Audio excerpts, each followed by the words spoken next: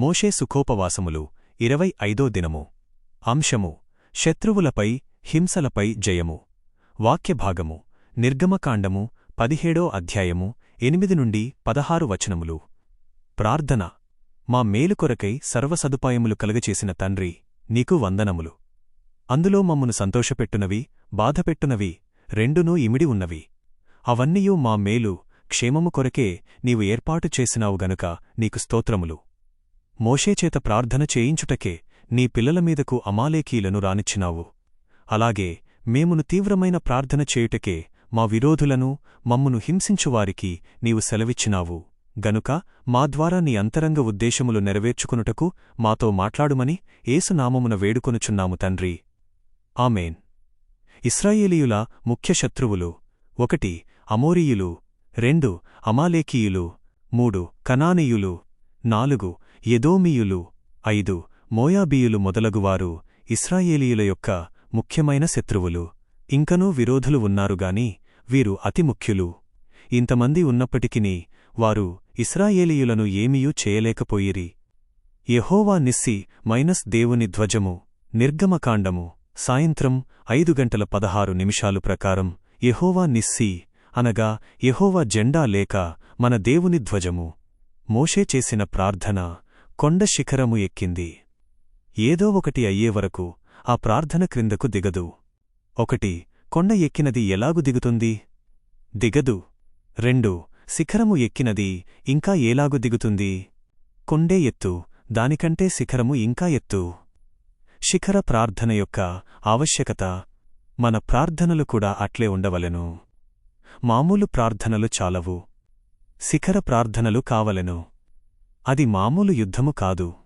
అమాలేకీయులు ఇతరులతో యుద్ధము చేస్తే అది మామూలు యుద్ధము. అయితే అమాలేకీయులు దేవుని జనుల మీదికి యుద్ధమునకు వచ్చిరి, కావున ఇది మామూలు యుద్ధము కాదు. దేవుని జనుల మీదికి వారు ఎప్పుడు వచ్చారో అప్పుడు దేవుని మీదికే వచ్చినట్లు విశ్వాసికి విజయం. క్రైస్తవుల మీదికి వచ్చిన శత్రువులు దేవుని మీదకు కూడా వచ్చినట్లే. కాబట్టి ఈ యుద్ధము సామాన్యమైనది కాదు గనక మన ప్రార్థన కూడా సామాన్యమైన ప్రార్థన కాకూడదు.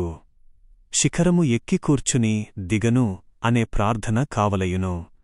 నాకు జయము వచ్చేవరకు నేను దిగేదిలేదు అనే ప్రార్థన ఇప్పుడు మనమందరము చేయవలయును.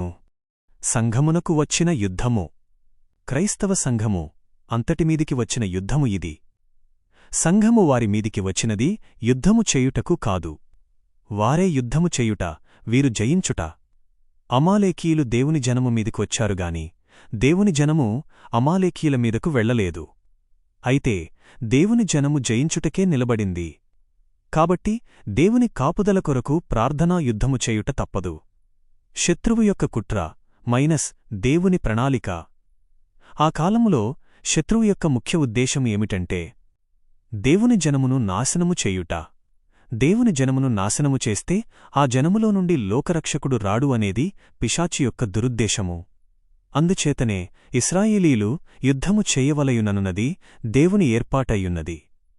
ఈ చరిత్రలో ఒకవైపు నుండి ప్రార్థన జరుగుచున్నది మోషే వలన, మరొక వైపు నుండి యుద్ధము జరుగుచున్నది యెహోషువ వలన. వీళ్ళిద్దరిలో ఎవరు గొప్పవారు? యెహోషువ వలన యుద్ధము, మోషే వలన ప్రార్థన గనుక ఇద్దరూ గొప్పవారే. చేతులెత్తుట మైనస్ గౌరవమునకు సూచన. మోషే చేతులెత్తి ప్రార్థించుటకు కారణమేమనగా అన్యులైన వారు జీవములేని దేవుళ్లకు చేతులెత్తి నమస్కరించగా జీవముగల యెహోవా దేవునికి మరి ఎక్కువగా చేతులెత్తి ప్రార్థించుట ఆయనను గౌరవించినట్లే. గనుక ప్రార్థనలో చేతులెత్తుట దేవునికి ఇచ్చే అత్యున్నత గౌరవమునకు సూచన. క్రీస్తనే బండపై ఆధారపడుట. మోషే బండమీద కూర్చుండెను అనగా ఆయన క్రీస్తనే బండమీద ఆధారపడెను. రాతిమీద పునాది వేయబడిన ఇల్లు ఏనాటికీ పడదు. ఆ రాయి క్రీస్తు ప్రభువే. నా ఈ మాటల ప్రకారము చేయు ప్రతివాడు రాతిమీద పునాది వేసుకున్న బుద్ధిమంతునితో సమానుడు అని ప్రభువు కొండప్రసంగములో చెప్పలేదా? గనుక మోషే చేతులు అలసి వాలిపోవచ్చునేమోగాని ఆయన ప్రార్థన ఏనాటికీ వాలిపోదు. యెహోషువ కత్తిపట్టుకున్న చెయ్యి ఆడినట్లే ఉన్నదిగాని ఆగలేదు. అలాగే మోషే చేతులకు ఆసరాగా నిలిచిన అహరోను, హూరులు అలసిపోలేదు.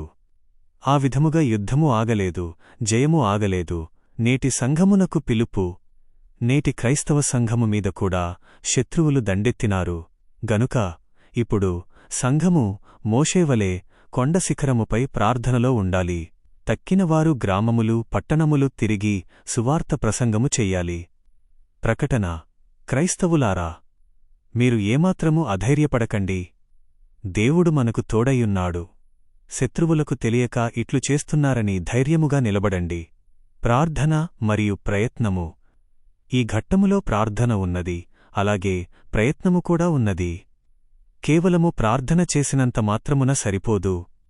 ఆయా శ్రమలయందున్న వారికి ఆదరణ చెప్పవలయును, సహాయపడవలయును, మరియు ఇతరుల వద్దకు, హిందువుల వద్దకు వెళ్లి ప్రేమతో సువార్తను ప్రకటిస్తూ ఓ ప్రియులారా, మన దేవుడైన యేసుక్రీస్తు సర్వమానవాళి రక్షణ కొరకే ఈ లోకమునకు వచ్చెను అని ధైర్యముగా తెలియజేయవలెను.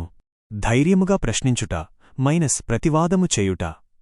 మనం ఇతరుల యొద్దకు వెళ్లి, మీరెందుకు మా క్రైస్తవులను హింసిస్తున్నారు అని వారిని ప్రశ్నించి, వారి ప్రశ్నలకు వాక్యప్రకారంగా సరియైన సమాధానములు చెప్పాలి.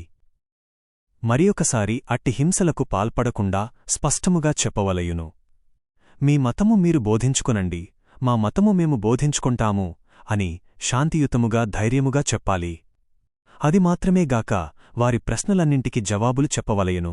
కేవలము ఒక్క ప్రార్థన మాత్రమేగాక సరియైన ప్రయత్నములు కూడా చెయ్యవలయును. అట్టిరీతిగా మనము నడుచుకున్నప్పుడు దేవుని జయము మనకు తప్పక కలుగును.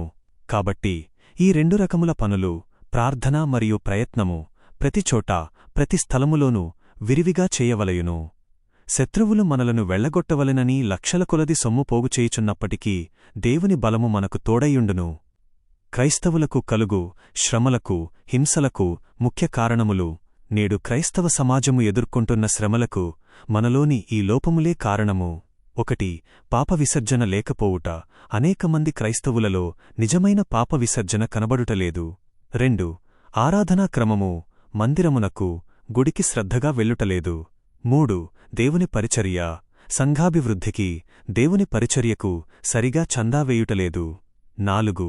వాక్యధ్యానము. అనుదినము బైబిలు గ్రంథమును నేర్చుకునుటలేదు. 5. కుటుంబ ప్రార్థన. ప్రతిరోజూ కుటుంబముగా కూర్చుని ప్రార్థన చేయుటలేదు. 6. సాక్ష్యము. తాము నమ్మిన సత్యమును ఇతరులకు సరిగా ప్రకటించుటలేదు. 7. శాఖల భేదములు, మిషనుల భేదములు పెట్టుకుని ఒకరికొకరు విరోధముగా ఉంటున్నారు. 8. దేవుని అడగకపోవుట. ఇతర మతముల గురించి, మిషనుల గురించి, బైబిలులోని కఠినమైన వాక్యముల గురించి ప్రశ్నలున్నప్పుడు మనుష్యులను అడుగుచున్నారుగాని దేవునిని అడుగుటలేదు. ఇది దేవుని దృష్టిలో గొప్ప నేరము. 9. ప్రేమానురాగాలు. బీదలకు, రోగులకు, అవసరములో ఉన్నవారికి సరియైన సహాయము చేయుటలేదు. 10. దిద్దుబాటు. సంఘములోని నేరస్తుల విషయములో సరియైన క్రమశిక్షణ, దిద్దుబాటు చేయుటలేదు. 11. కుటుంబ సమస్యలు. కుటుంబములోని కలహములను, పిల్లల యొక్క తిరుగుబాటులను ఆపుచేయుటలేదు. 12. దేవునిపై ఆధారపడకపోవుట. కేవలము పూర్తిగా దేవునిమీద ఆధారపడుటలేదు. గమనిక: పూర్వము ఏలియా ప్రవక్త కాకులమీద ఆధారపడలేదు, ఆ కాకులను పంపిన దేవునిమీదనే ఆధారపడెను. అలాగే దేవుడు మనకు అనుగ్రహించిన సాధనములను వాడుకొనవచ్చునుగాని మన ముఖ్యాధారము మాత్రం క్రీస్తు ప్రభువే అయ్యుండవలెను. 13. స్తుతియాగము. తరచుగా దేవునిని హెచ్చరిస్తూ ఆనందకీర్తనలు పాడుటలో లోపము కలదు. ముగింపు హెచ్చరిక. విశేష హెచ్చరిక. షరా. మన జీవితములలో ఇట్టి లోపములు ఉంటే సముద్రపు కెరటముల వలె శ్రమలు తరచుగా మనమీదికి వచ్చుచునే ఉండును. కాబట్టి మన లోపములను దిద్దుకుని మోషేవలె శిఖర ప్రార్థనలు చేస్తూ యెహోషువ వలె ధైర్యముగా దేవుని పనిలో ముందుకు సాగుదాము. 14. తిండిమత్తు. తిండిమత్తు వలన దేవుని విషయాలలో కలుగుచున్న అశ్రద్ధ. 15. ఐహిక విచారములు. లోకసంబంధమైన విచారముల వలన కలుగుచున్న అశ్రద్ధ. 16. సోమరితనము. ఆత్మీయ జీవితములో సోమరితనము వలన వస్తున్న అశ్రద్ధ. 17. భయపడుట.